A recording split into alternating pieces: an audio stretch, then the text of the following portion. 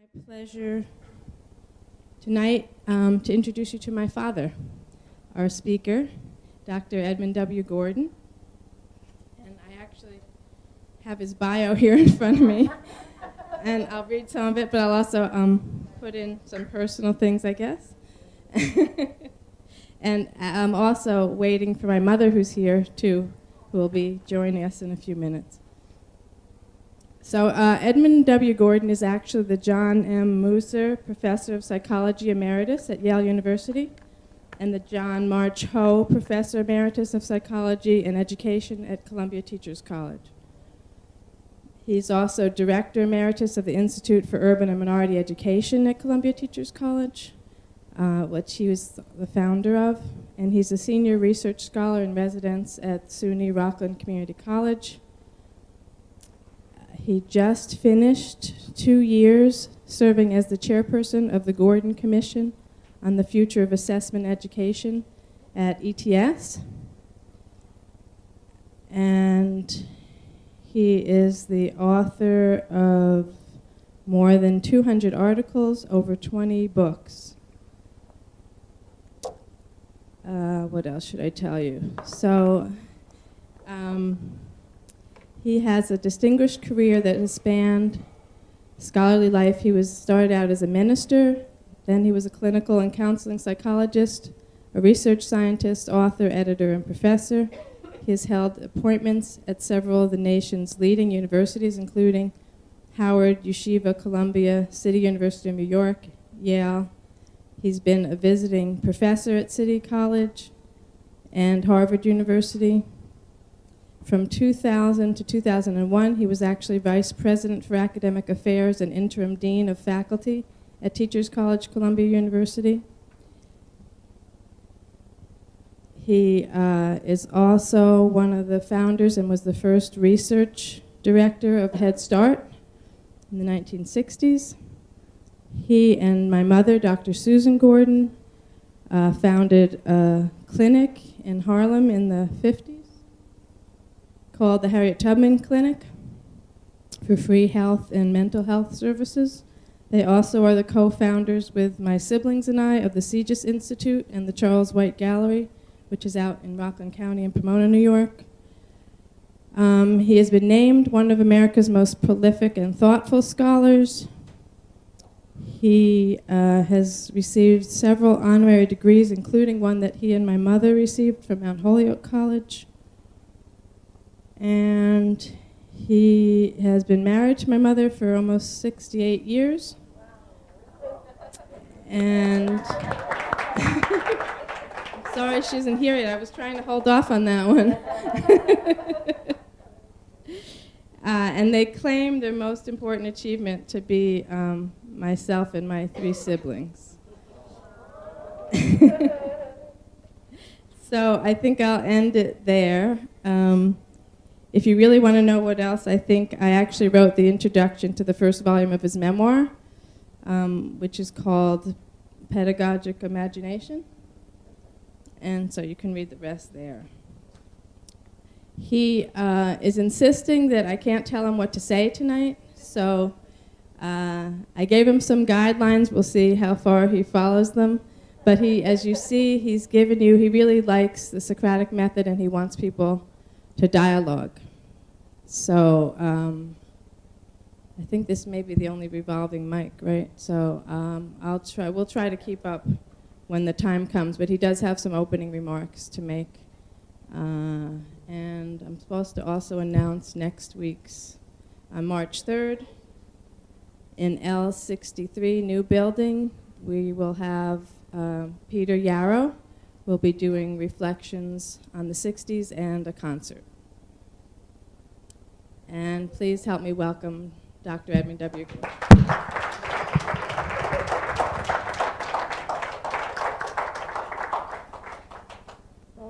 Thank you, Professor Gordon Nimhart, and thanks for inviting me.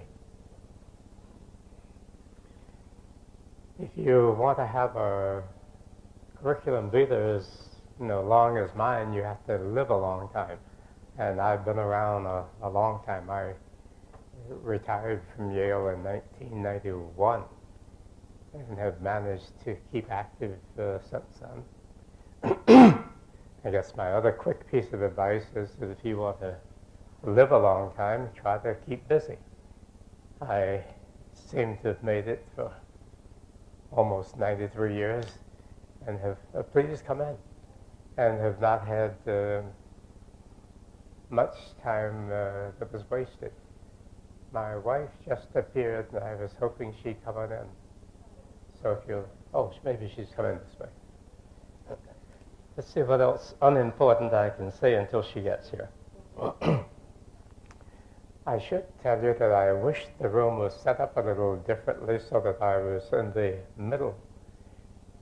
For the last 15 years of my active career, I pretty much stopped lecturing because I don't think people can listen really actively too long. I prefer conversations, exchanges.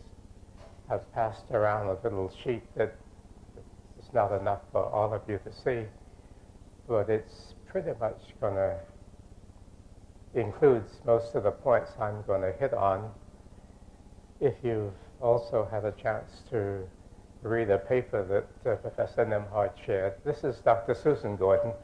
A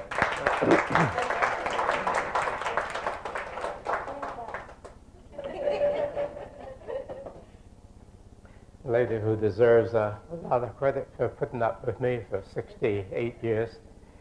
It was in 1946 that both of us happened to be in Omaha, Nebraska. She was there for 6 weeks and I was there for 6 months. And we fell in love and somehow have been a pair ever since. I'm not sure I advise choosing your life's mate that quickly, but it certainly worked for us. I've never had an unhappy day for that. All right. What I was saying, I prefer to have give and take rather than ask you to sit here for an hour and listen to me. Plus the fact that my age, I'm not sure I can hold forth for an hour anymore. So I need you to talk.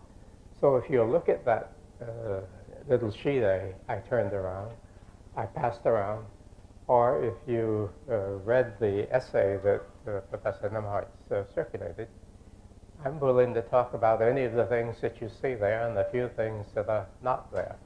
If there's anything that particularly intrigues you and you want me to talk about, please make your comment about it. You ought not try to make the speech for me, but questions will be welcomed, or comments. On that sheet, at the top of the page, there is an excerpt from a state Supreme Court decision from 1849. And as best as I can determine, that was one of the first school desegregation cases in the nation.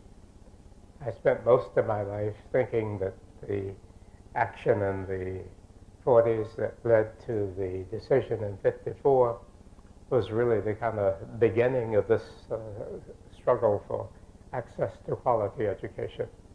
But back in the mid-19th century, the city of Boston had created its system of public education. It had maybe 100 schools in the city. There was no requirement for the attendance at any one of them except that you live in Boston. Because black people at that time were unwelcomed in public schools, they designated, I think it was 4 or 5 of those schools for colored children. And a chap named Brown wanted his daughter to go to the school that was closest to them, and it happened to be one of the white schools. And they went into court at that time arguing for the right for her to attend the public school. And sure enough, the courts ruled that the Constitution of Massachusetts at that time required that anybody in Boston attend the school closest to them. And this was the school that was closest to this child.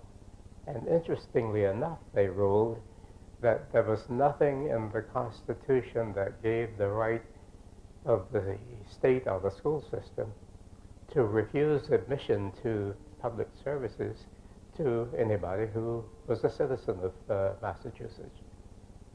And as you read that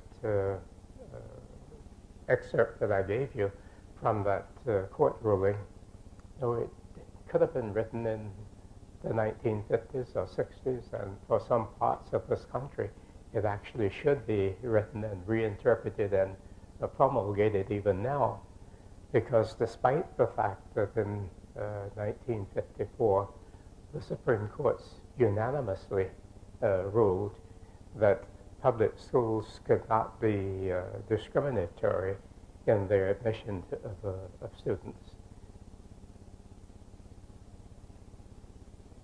The chap out at UCLA who heads a school desegregation research group claims that our schools are more segregated in, 2000, I've lost where we were, 2014, than we were before 1954. So anyway, I begin my notes with that, and I go on to give you some kind of landmarks for developments in the 150-year struggle for equal access to good education in this country. Most of it has been dominated by concern for racial, I wouldn't call it integration, but at least racial desegregation throughout the latter part of the 19th century. There was a struggle among poor white people and recently freed enslaved people simply to get public schools. And shortly after we won that battle, that is public schools throughout the nation, the schools in the South, or the people of color in the South, started arguing for access to good quality schools. It wasn't even dreamed of in those days that we would struggle to desegregate schools. The pattern of racial separation was so well established by the turn of the century that what we were really asking for was access to good schools. Many people thought at that time that if there were not the racial barrier that would give people of color access to good schools, because if they were in the same schools with white folk, they would get better education. But because of the Plessy-Ferguson, is that it?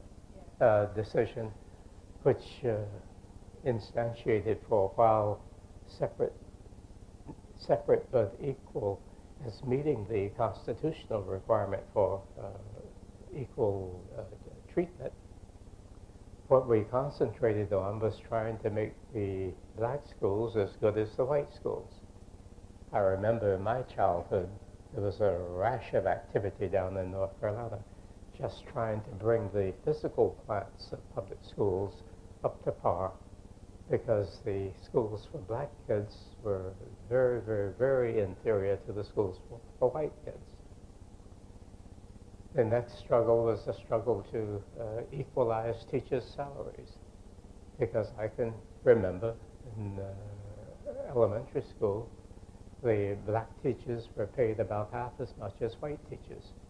And in order to get their incomes up, they had to add graduate credits.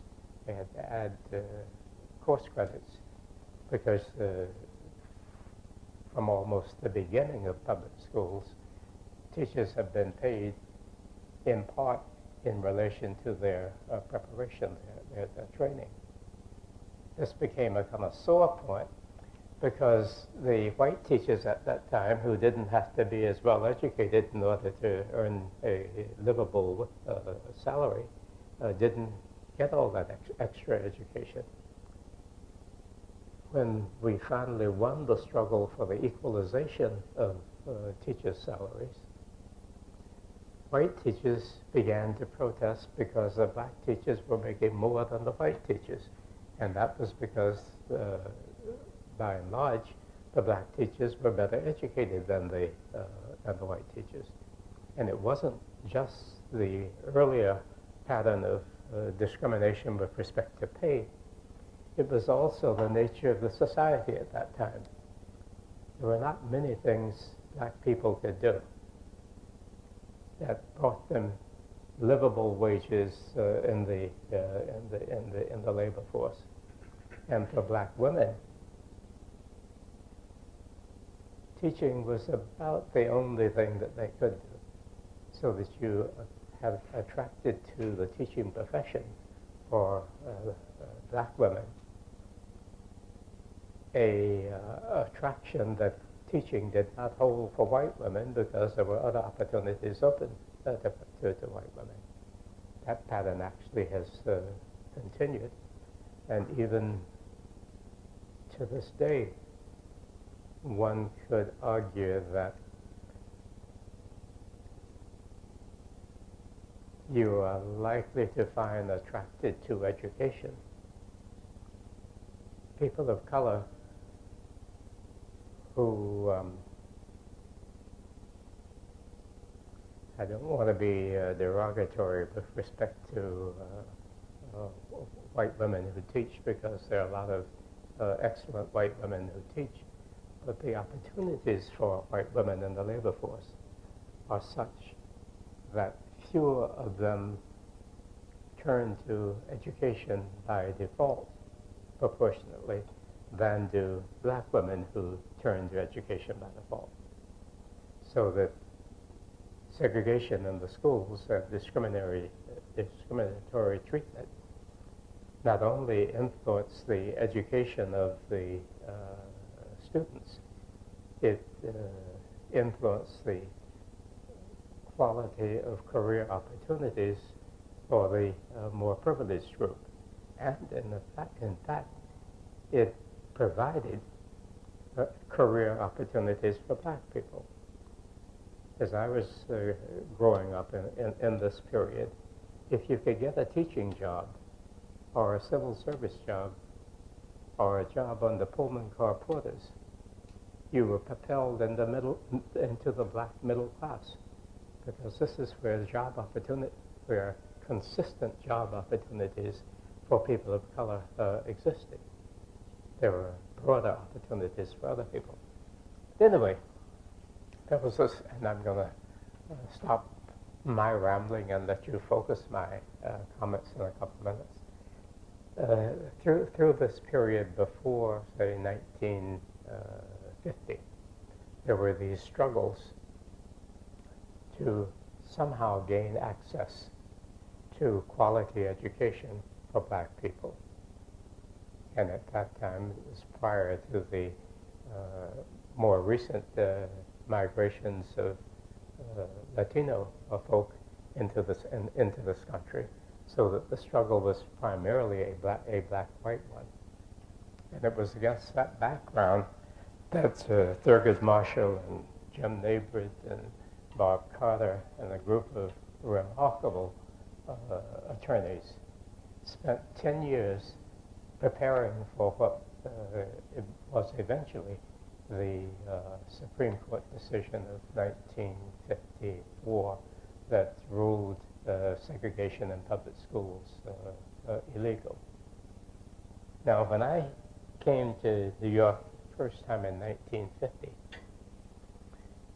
I was a graduate student up at Teachers College, and Goodwin Watson, who was a professor of social psychology, was looking for students who who would be willing to help a young assistant professor at City College who was trying to prepare a social science brief that Marshall and the other lawyers who were preparing for the 54 decision, that case, Topeka versus, Brown versus Topeka, were trying to prepare that case to go before the Supreme Court.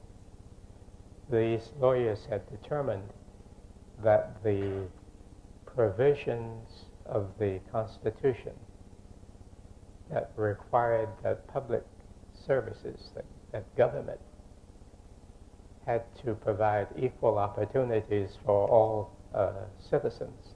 They thought that that was the most vulnerable of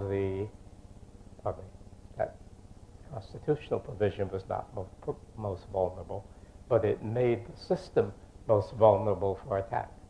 So they chose to develop the legal case challenging segregation, really the legal case in defense of our search for quality, for access to quality education. They chose to use race as the primary variable around which their arguments would be based.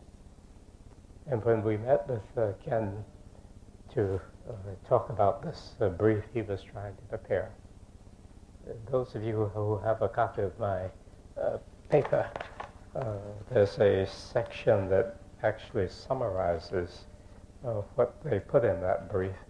But when we met with Ken, he indicated that what he was simply trying to do was to sift through the available social science research that would support just three arguments.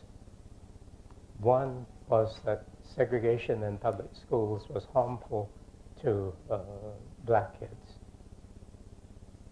The second was that such segregation was harmful for white kids. And the third was we were looking for evidence that would support the assertion that in social systems, if there are social structures that demand certain types of behavior, most of us would tend to comply with that behavior. And what was behind that notion was that if we could get the nation to take, the state to take the position that segregation was illegal, most people would follow it. And sure enough, I think probably one of the biggest achievements of the civil rights movement around education, with race as its center, was just the establishment of that principle, that it was no longer legal, no longer constitutional for the state to require that people be separated by race. And that opened the door for lots of people in the country who wanted to be decent, who wanted to be law-abiding, to at least tolerate, if not accept, the desegregation of the society. Somewhere in the paper I circulated, I suggested that I thought the focus on race may have been a mistake, and I still think that. But it was a mistake for education. It was certainly not a mistake for the society at large, because it revolutionized a racist nation. It didn't do away with racism. It didn't do away with racial discrimination.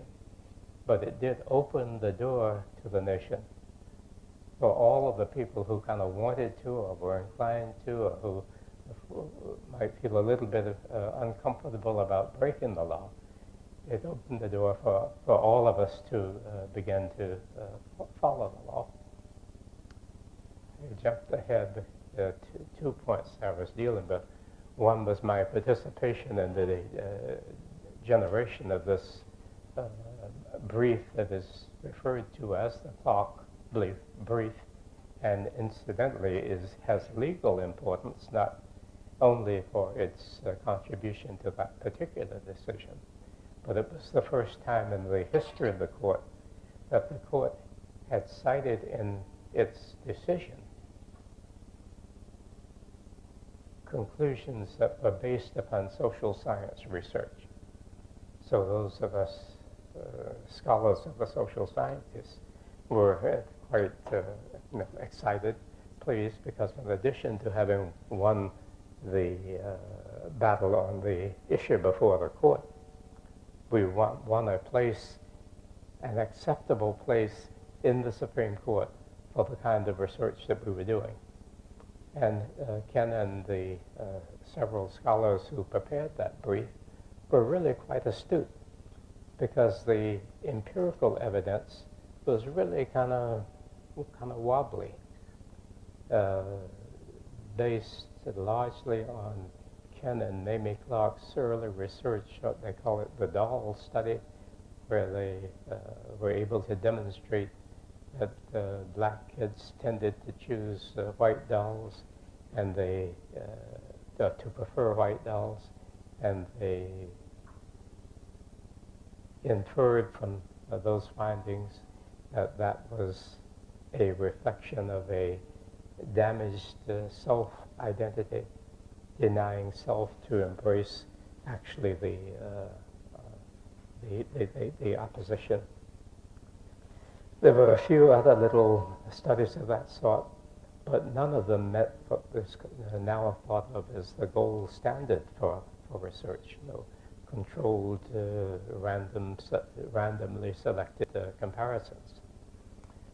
The evidence on the negative impact on white kids was even weaker, and you had to kind of bend a little bit to the left to support the third of those arguments, that people are so docile that they will follow the law, whatever the law is.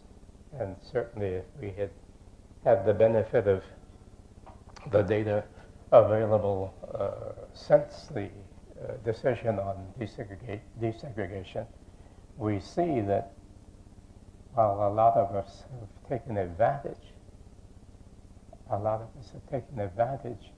of the law to simply comply, we have found many, many, many, many ways to break that law, to avoid that law. Up in Rockland County, where my wife and I live and have lived for almost 60 years, we're having a hell of a time keeping middle-class, affluent families in public schools. First, to avoid the integrated nature of those schools.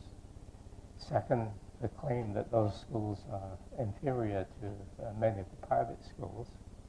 And there's a religious isolation factor that is contributing to it. But all across the country, as we tried to enforce the 54 decision, we had what is called white flight. White folks leaving the desegregated public schools. I remember working down in Prince Edward County, Virginia. Virginia, after that decision, decided to repeal the provision of its state constitution that required that counties provide public education. They just took that out of the Constitution, so no county would be required to run a public school that would have to be desegregated. And the Christian churches of Virginia got together and opened up schools for children, for white children, that is. In the county that my colleagues and I went to work, Prince Edward County, the public schools were closed. There were Christian academies for white kids. And for 5 years, there were no schools for black kids. And Bobby Kennedy called one day to say that he had decided, as Attorney General, he was going to open the schools in Prince Edward County, and he wanted some of us to go down and do so. And we were able to do so. We enrolled that first year 1,806, I think it was, black kids. and 3 white kids.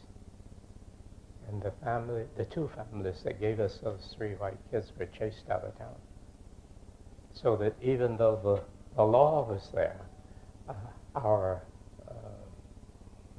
assertion in that brief that getting the law in place would carry people with it certainly did not hold in areas like Prince Edward County, Virginia.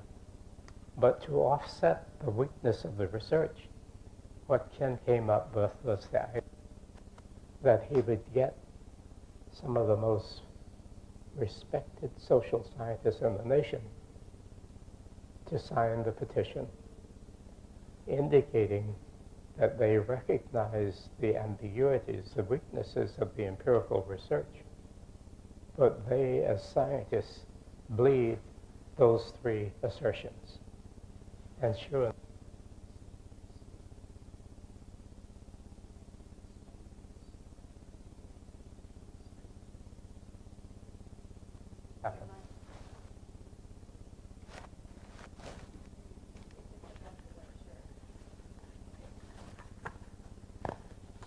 How about that? Try it. okay, I was simply, got it, okay. I was concluding that sure enough, the courts embraced the position that we had advanced in that brief. Now, I am not certain that the justices were actually convinced. As I look back on that period, I think that there were some other things going for us.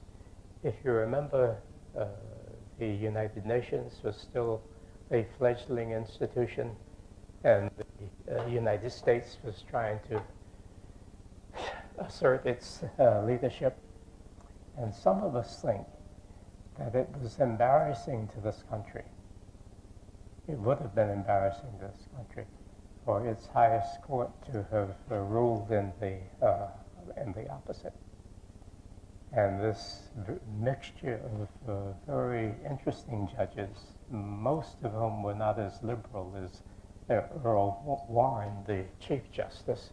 I get a echo. Do you get it? Okay. Most of whom were not as liberal as the then Supreme Court Justice Warren. But for them to agree on this, we think that they saw that it was in the national interest that we back away from this adherence to state-supported segregation and declare that simply off limits for us. But anyway, we won that one. I ought to stop talking there, but I need to make one other point, and I'm going to invite you to pitch in. I said a few minutes ago that I thought it was probably an error for education, and that grows out of my conviction that race is probably not the biggest problem in education. And it may be that we were so distracted by race and the struggle to get rid of segregation in schools, hoping that that was going to solve the problem, that we failed to remember that what brought us to race as the variable that we were focusing on was the search for education of high quality.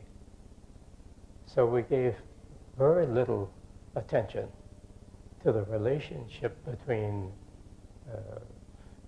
academic achievement, the development of academic ability, what I like to call intellective competence. We gave very little attention to the relationship between that outcome and the other aspects of human lives.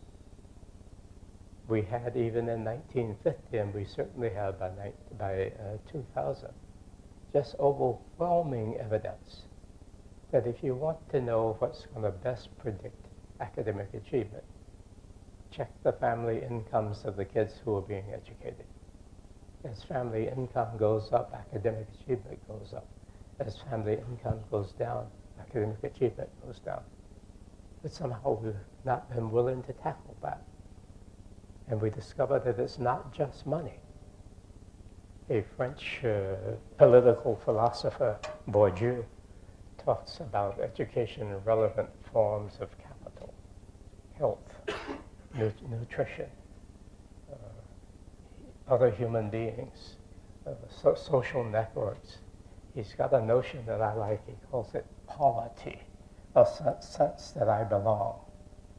If I feel that I belong, your values, what you're trying to do, interest me. If I feel that I don't belong, what you're about, your standards don't mean that much to me. And even worse, if you don't feel I belong, you don't give a damn about my education or my health or anything. So Bourdieu argues that these education-relevant forms of capital are the thing that is carrying the weight. Now they come to be, race comes to be a surrogate for them, because in a racist society, your access to such capital is influenced by your race. But focusing on the race, I'm contending, may be an error, because to really change that set of phenomena, you've got to change access to those forms of capital. Let me stop there and let you talk. Questions? Is this on?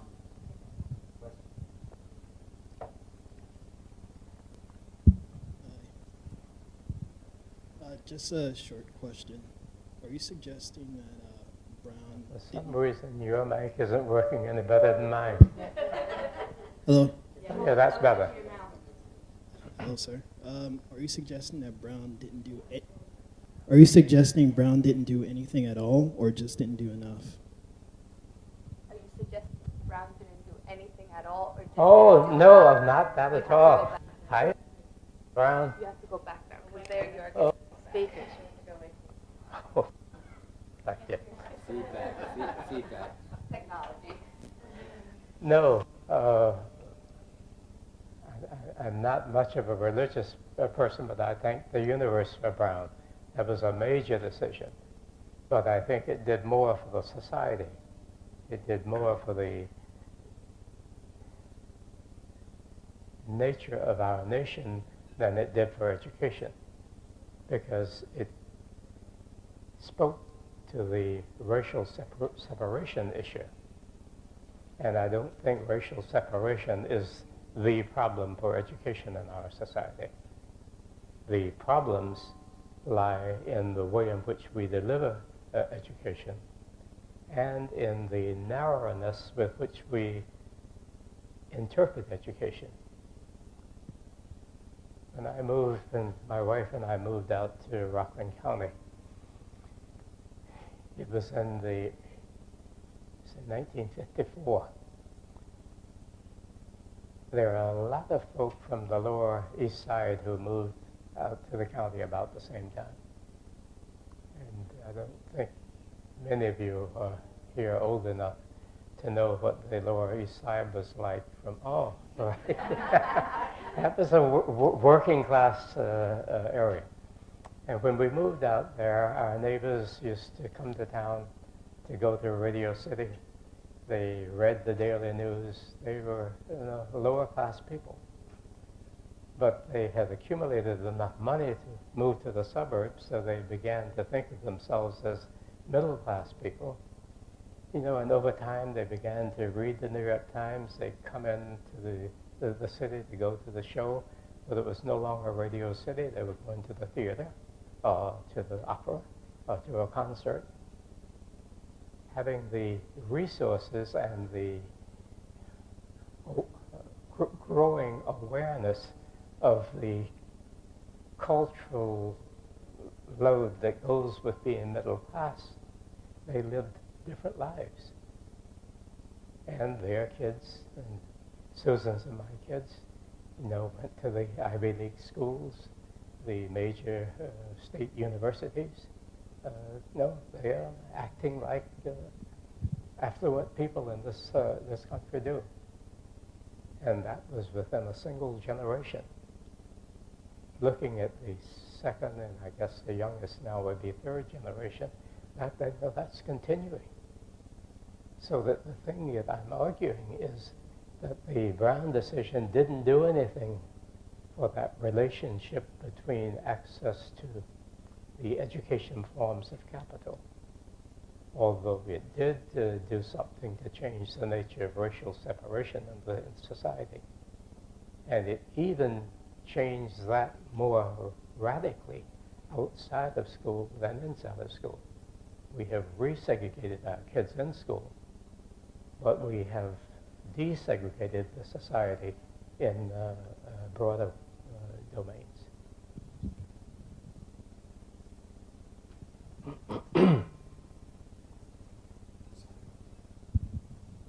Good evening. Good evening. My question is, do you think the Brown versus Board of Education case has it disqualified this generation to argue the inequalities in education? Like saying, can we not argue that it's unconstitutional the way the education system is unequal because they already integrated schools?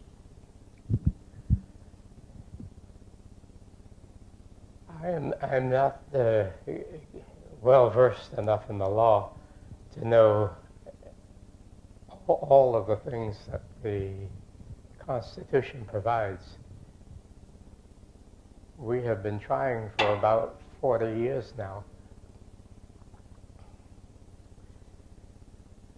to get the courts to act on what we call the right to a good education.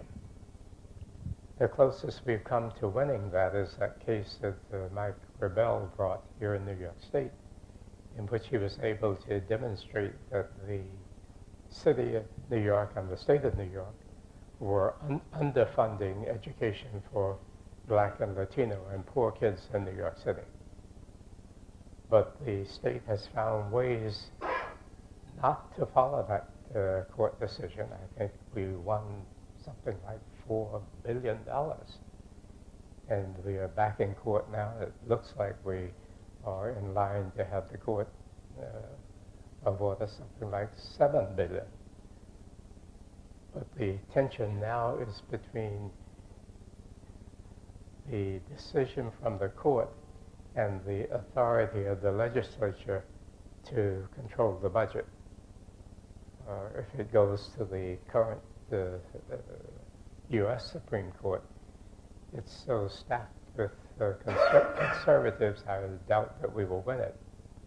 But I do think that if we could establish the right to an adequate education as a civil right, we could be back in the court with a reasonable chance of winning if there's any fairness in the court itself. I doubt seriously that we could win it on race, and I must admit that if I were one of the scholars helping to make the case for race, for the decision based on race, I think I would have to decline. I'm not sure that race is so critical a factor that I would want to rally to the support of a decision based on race. There's a kind of complication there. Troy Duster, who's a professor of sociology down at NYU, asked the rhetorical question, how we can argue for racial equality and at the same time argue that the only way we can get equal education for Black kids is to put them in classes with white kids. Is there something about whiteness now that enables Black kids to learn? Or is there something about even being Black that makes studying with white folk improve your academic achievement? The logical argument when we were pushing this case was that predominantly white schools were richer, were better, were higher quality schools. And we did have evidence that when the majority of kids in the school are high status and the minority is low status, the minority kids do perform more like the majority kids. But once the minority tips the balance and the higher status persons become the minority in that mix, the effect of the mix is lost. So it would be difficult, I think, in modern day to turn to the social sciences for the evidence to support the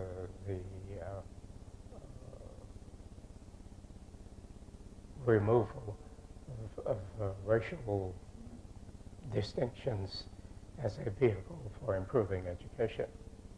But we do know that when kids have access to the forms of capital that seem to enable schools to work, achievement goes up and distinctions and the outcomes of schooling become much more balanced. So if I were making the case in modern times, I would try to find something in that domain.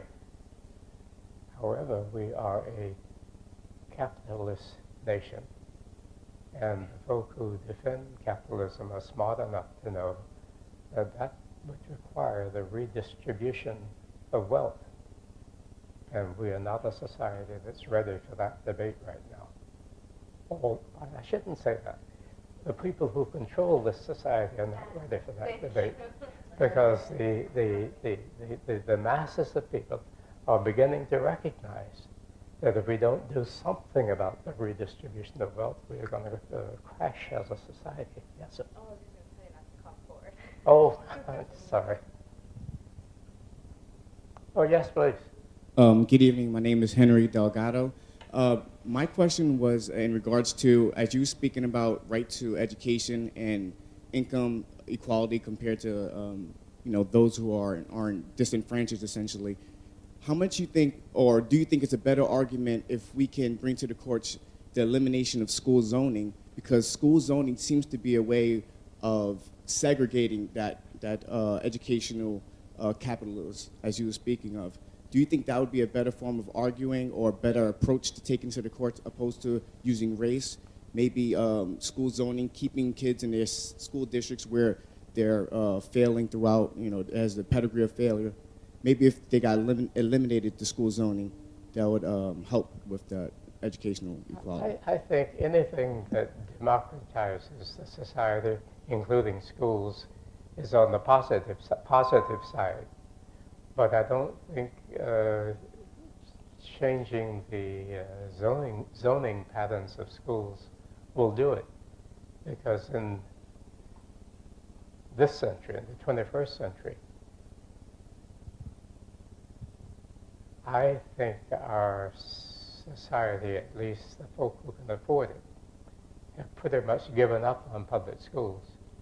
And no matter how you zone them, they're going to be segregated, if not by race, by economic status. They're going to be underfunded. And more important, the culture is not going to support them in ways that carry, how shall I call it,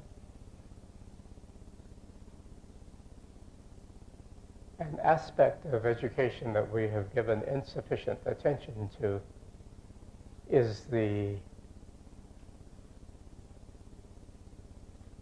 privilege assigned to intellect in the society, in the culture. And what we have done in this country is to make intellective competence, the privileging of mind and the control of mental processes and the use of mind in problem solving. We've made that the domain of the upper class, and too much of the middle class and most of the lower class is simply left out of that. So if I've got schools now where I've got a concentration of people who are not in the knowledge century, but are still maybe struggling with the skills century, no matter how you zone those schools, you're going to be in trouble.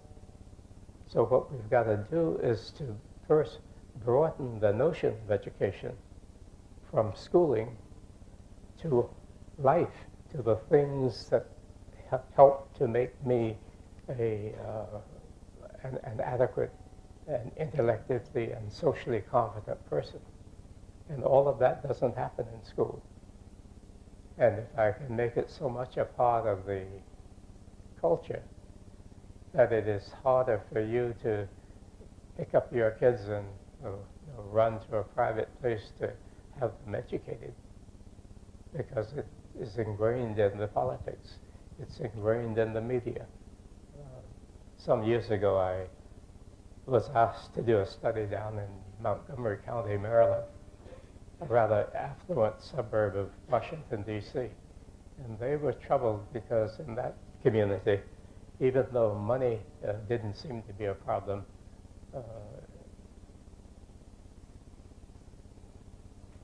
equality in school achievement was. And one of the recommendations I added to the recommendations, knowing that they wouldn't be as taken seriously, was the recommendation that maybe the Board of Education needed to control the media, needed to license the TV and radio and newspapers and make them educated forces. Because what was happening in that country, in that county, was they were doing a reasonably good job in school.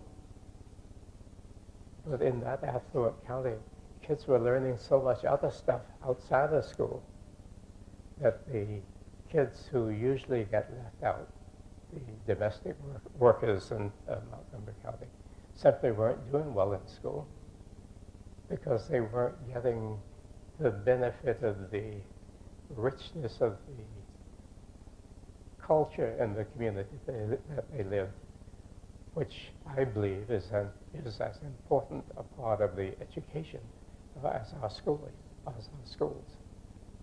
I've got 2 books on the subject. One, Supplementary Education, and in it I talk about the activities, the kinds of things that happen outside of school that reinforce, maybe even enable schools to work.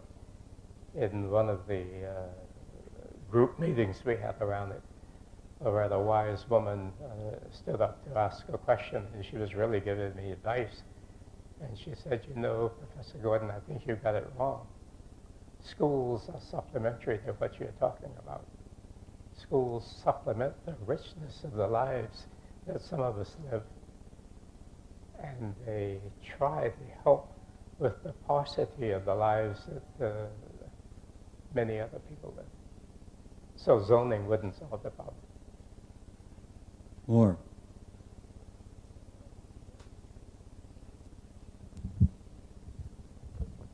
Hello. Can you hear me? All right.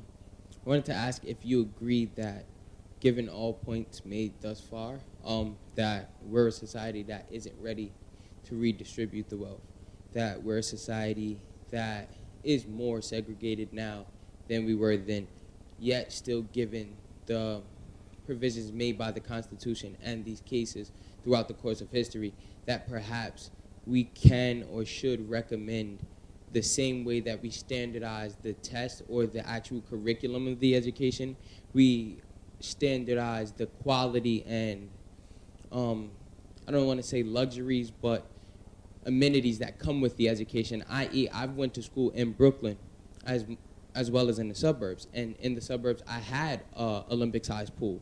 I had a field to learn my strengths and become a better person, as well as be stimulated by those different experiences. As opposed to in Brooklyn, I didn't have that pool or the same recreational facility or even work out. Hence, I led a different lifestyle due to my environment. I thought you were going someplace else, and I'll talk about that in just a second, but I'll endorse what you're recommending.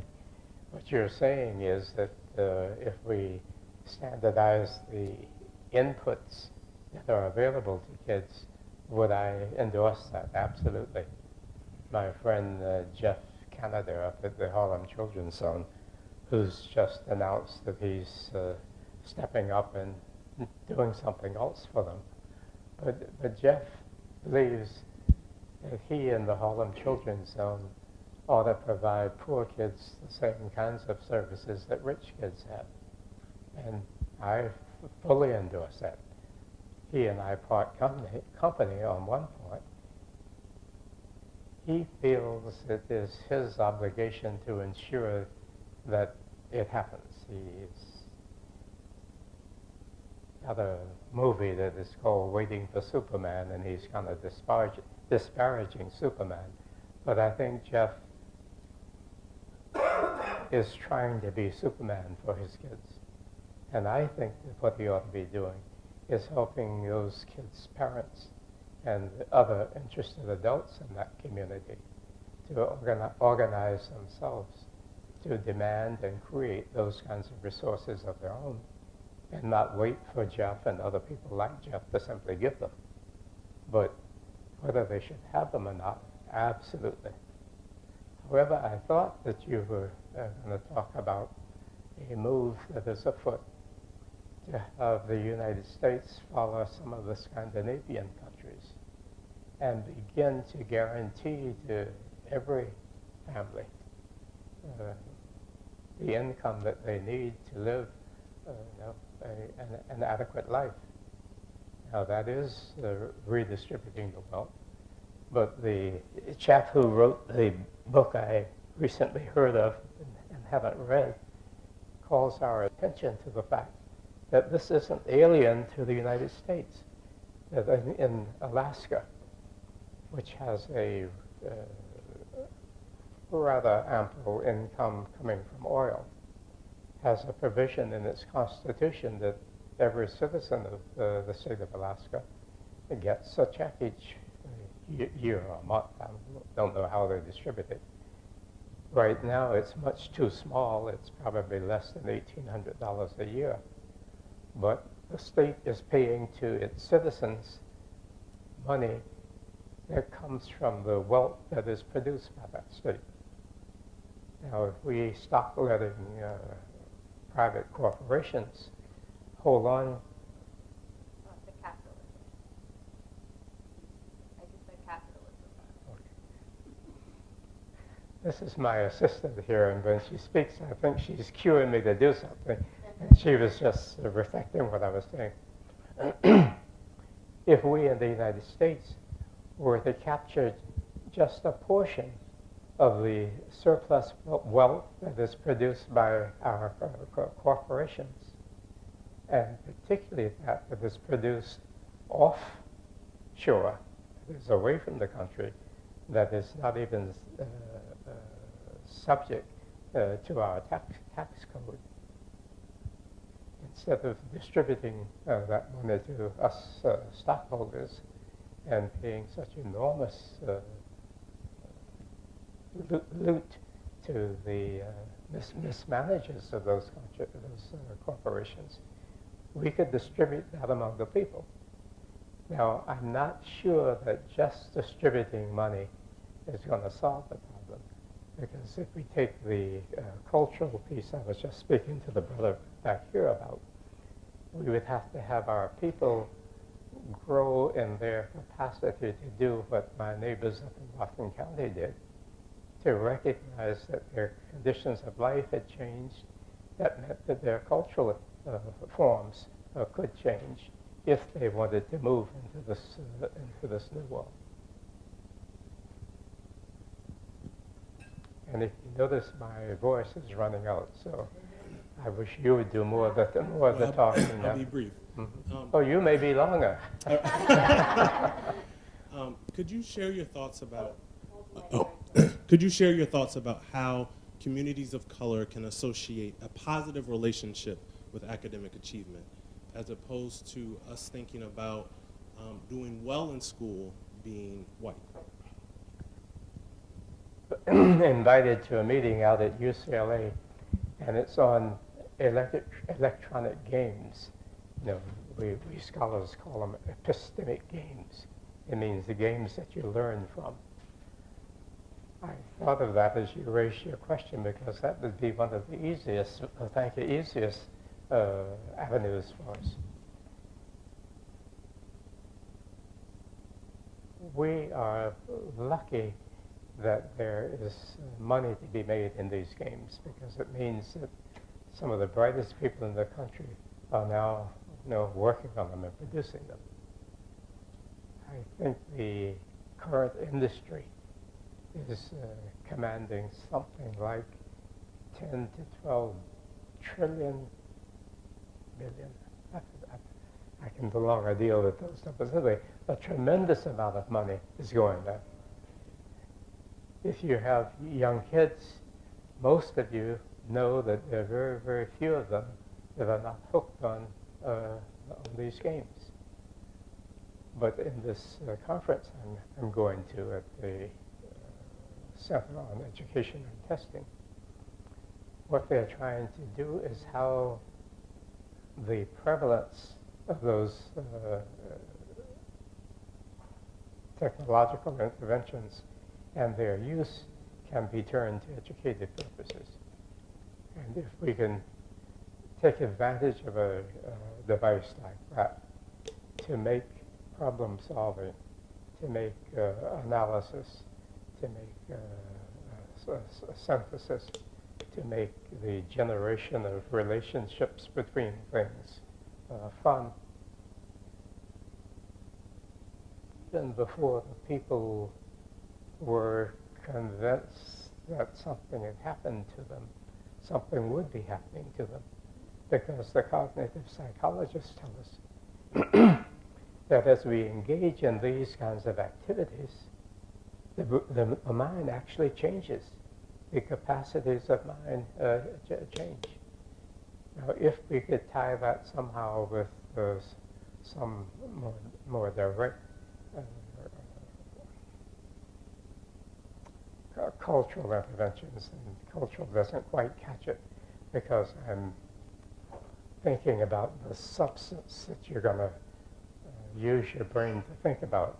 If you can, at the same time, we are sharpening the capacities of the brains of these young people, if we can get parents more hooked on the pleasure that comes from using mind to solve problems, to think about things, to appreciate beauty, to bring comfort and express compassion, those kinds of things, then I think we community people could do it. And I would use that to say that one of my major campaigns right now is to try to get communities of color to assume the responsibility for doing this for ourselves. We shouldn't wait for white people, or the rich people, or even the people who are responsible for education to do it for us, because much of this we can do. One more question.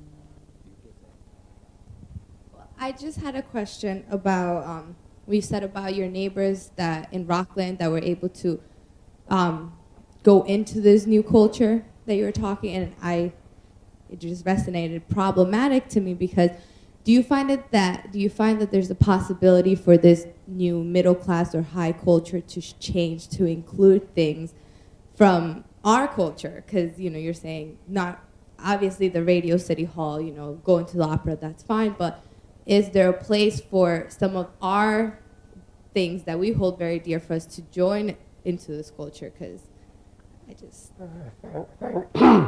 Thank you for calling me on that, because I did give the impression that culture works in only one direction. But these same families are celebrating their own cultures, finding richness in them, and even expanding them. I probably, if I use that example again, I should talk about their broadening and enriching the range of their cultural expressions rather than just the point to their becoming more and more like middle-class people. But folks, thanks for letting me talk with you.